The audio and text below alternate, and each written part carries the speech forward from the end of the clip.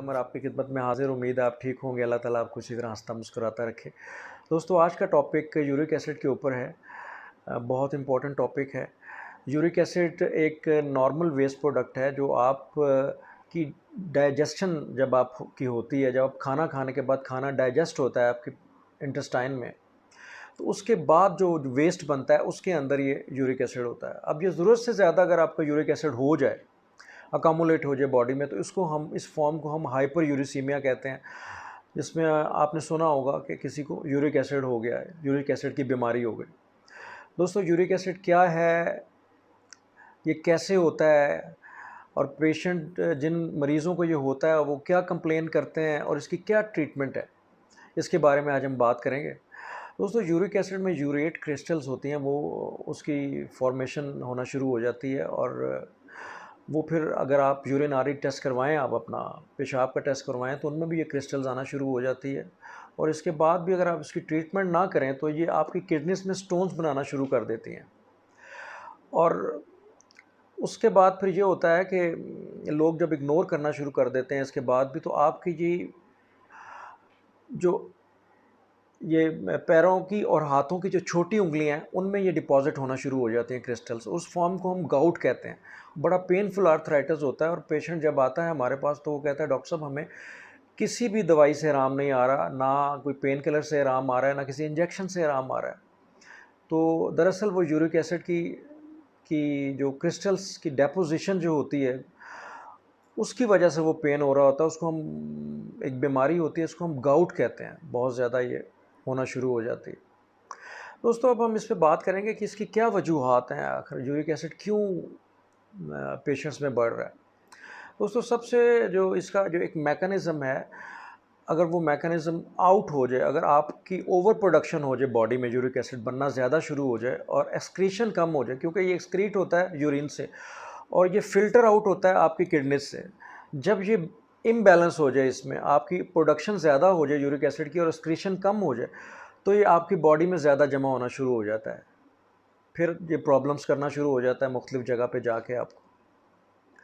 इसके अलावा जो इसकी मेन वजूहात में से एक वजह है कि ये जेनेटिकली बहुत पाया जाता है। मतलब अगर आपके पेरेंट्स में है तो बच्चों में भी मोस्ट प्रोबेबली 80% है कि आपके बच्चों में भी ये यूरिक एसिड की बीमारी आना शुरू हो जाए। इसके अलावा जो मेन चीज़ है वो वो लोग जो बहुत ज़्यादा अल्कोहल यूज़ करते हैं, अल्कोहल कंजप्शन उनकी बहुत ज़्यादा है, बहुत ज़्यादा अल्कोहल पीते हैं, उसमें जो है ये यूरिक एसिड की बीमारी बहुत ज़्यादा पाई जाती है। इसके अलावा जो दोस्तों जो मेन चीज़ है, खाने पीने की चीज़ों में हम डाइट के ऊपर आएंगे। डाइट में किन चीज़ों में यूरिक एसिड होता है वो मैं आपको बताता हूँ। एक पालक है, पालक में बहुत ज़्यादा यूरिक एसिड पाया जाता है। जो बड़ा गोश्त है, छोटे में भी होता है, छोटे गोश्त में भी। जो बीफ है उसमें बहुत ज़्यादा ये पाया जाता है, और मटन में कम मिकदार में होता है। इसके अलावा जो डीप फ्राइड चीज़ें होती हैं बहुत ज़्यादा, फ़िश या मशरूम्स भी डीप फ्राइड किए हुए होते हैं, उनमें भी ये यूरिक एसिड बहुत ज़्यादा पाया जाता है। इसके अलावा चने की दाल हो गई, माश की दाल हो गई, सफ़ेद लोबिया, लाल लोबिया, और हाई कार्बोहाइड्रेट जो डाइट्स है इसमें स्पेशली आपके राइस आ जाते हैं। तो तड़के वाले जो ब्राउन राइस होते हैं वो उनमें बहुत ज़्यादा है। बॉयल्ड राइस अगर आप करें यूज़ तो उसमें इतना ज़्यादा नहीं होता। तो ये चीज़ें आप अच्छी तरह नोट फरमा लें कि अगर किसी को यूरिक एसिड है तो ये चीज़ें बहुत एहतियात से इस्तेमाल करें। मैं ये नहीं कहूँगा कि आप ये छोड़ दें, आप इस्तेमाल करें, लेकिन पोर्शन में यूज़ करें। अगर किसी दिन आपके घर बीफ बना है तो कोशिश करें आप बीफ में 1 या 2 पोर्शन उसके बीफ के लें। ज़रूरी नहीं कि आप ज़्यादा इस्तेमाल करें उसको। इसके अलावा उसमें आप साथ में सैलड रखें, दही रखें, और कोशिश करें जो आप रोटी इस्तेमाल करें वो हाई फाइबर रोटी होनी चाहिए, चक्की के आटे की होनी चाहिए, फ़ाइन आटा यूज़ ना करें उसमें। जब आप ये चीज़ें आप देखेंगे तो इंशाल्लाह आपको जो यूरिक एसिड अगर आपकी बॉडी में टेंडेंसी है भी है, तो मेरा ख़्याल है कि वो इस कदर आपको तंग नहीं करेगा जिस तरह आम इंसानों को करता है, आम लोगों को करता है जो एहतियात नहीं करते। दोस्तों, इसके अलावा कुछ बीमारियां हैं जिसमें क्रोनिक लिवर डिजीज़ है, क्रोनिक किडनी डिजीज़ है, और हाइपोथायराइडिज़म है, थायराइड के पेशेंट हैं, और सोरेसिस और रोमेटॉइड आर्थराइटिस, जिसमें जोड़ों की दर्द की बीमारी और स्किन की डिजीज़ है, जिसको हम सोरेसिस चंबल भी कहते हैं। ऐसे पेशेंट्स जो हैं जो ये मेडिसिन यूज़ करते हैं, इम्यूनोसप्रेसेंट्स मेडिसिन होती हैं वो यूज़ करते हैं, उनकी वजह से भी बहुत ज़्यादा ये आपका यूरिक एसिड बनना शुरू हो जाता है। इसके अलावा जो सबसे बड़ी मेन रीज़न है आजकल के सिनेरियो के हवाले से, स्ट्रेस है, एंजाइटी है, डिप्रेशन है। उसकी वजह से आप हर वक्त स्ट्रेस में रहेंगे। स्ट्रेस ज़्यादा होने की वजह से आपकी नींद पूरी नहीं होगी, थकावट बहुत ज़्यादा होगी, तो आपका जो यूरिक एसिड बनने की टेंडेंसी है बहुत ज़्यादा हो जाएगी। तो मैं यही आपसे कहूँगा कि कम से कम स्ट्रेस लें और ज़्यादा खुश रहने की कोशिश करें। इसके अलावा दोस्तों, ओबेसिटी, मोटापा हर बीमारी की जड़ है, आप ये ज़हन में रखें। जो फैट सेल्स हैं वो ज़्यादा यूरिक एसिड बनाते हैं as compare to muscle cells. तो फैट्स के सेल्स को कोशिश करें जितनी जल्दी वो बर्न कर दें, उसको ख़त्म करें मोटापे को।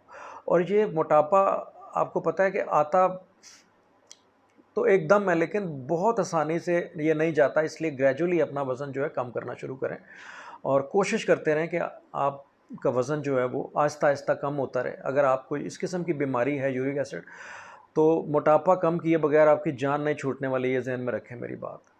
इसके अलावा दोस्तों, जो कोल्ड ड्रिंक्स हैं, सोडाज़ हैं बहुत ज़्यादा, इसमें रिफ़ाइंड शुगर्स बहुत ज़्यादा यूज़ होती है। रिफ़ाइंड शुगर्स जब आपकी बॉडी में ज़रूरत से ज़्यादा जब जाती है, वो उसकी अब्ज़ॉर्प्शन बहुत ज़्यादा होती है, बहुत क्विक अब्ज़ॉर्प्शन होती है, ज़हन में रखें उसकी। और उस इंसुलिन की मिकदार, जो आपकी बॉडी में इंसुलिन होती है, वो बहुत ज़्यादा हाई हो जाती है।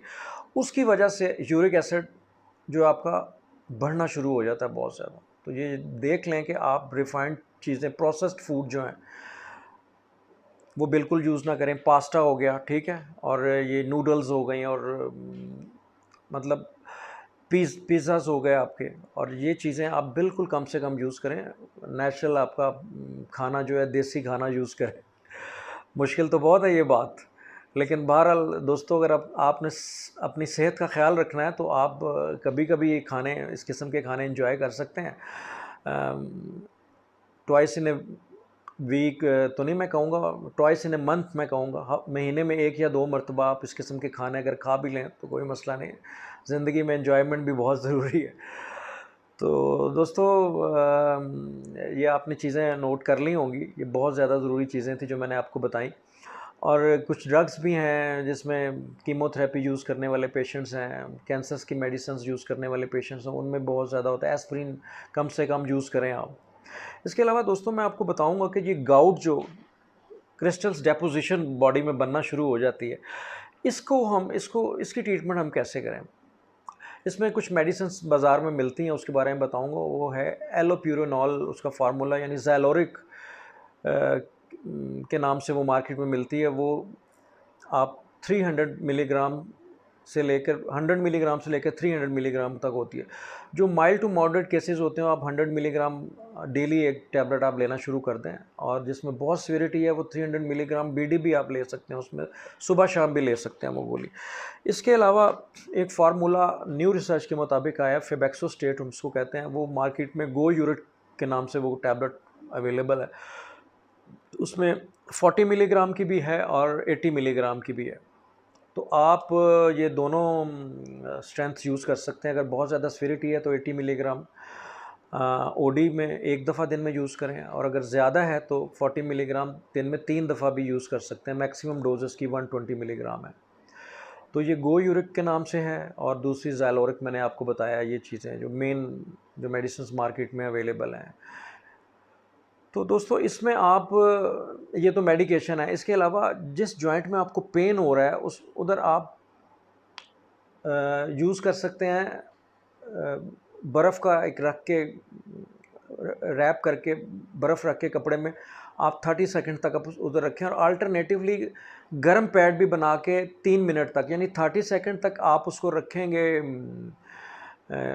बर्फ़ वाले कपड़े को, बर्फ़ में लपेटा हुआ कपड़ा जो होगा उसको रखेंगे, और 3 मिनट तक आप उसको रखेंगे जो गर्म पैड आपका होगा। तो अल्टरनेटिवली ये यूज़ करें, इससे भी बहुत ज़्यादा इफेक्ट होगा। इसके अलावा साथ में आप जो ये ड्रग्स हैं, इसके साथ आप anti inflammatory medicine, pain killers भी यूज़ कर सकते हैं। और मैं ये एक बात ये ज़रूर कहूँगा कि जब आप जिस सारी मेडिकेशन आप यूज़ करें, तो एक दफ़ा अपने जो फैमिली डॉक्टर हैं उससे आप बहुत ज़रूर मशवरा ले लें, रुजू करें, ताकि आप सेल्फ़ मेडिकेशन ना लें।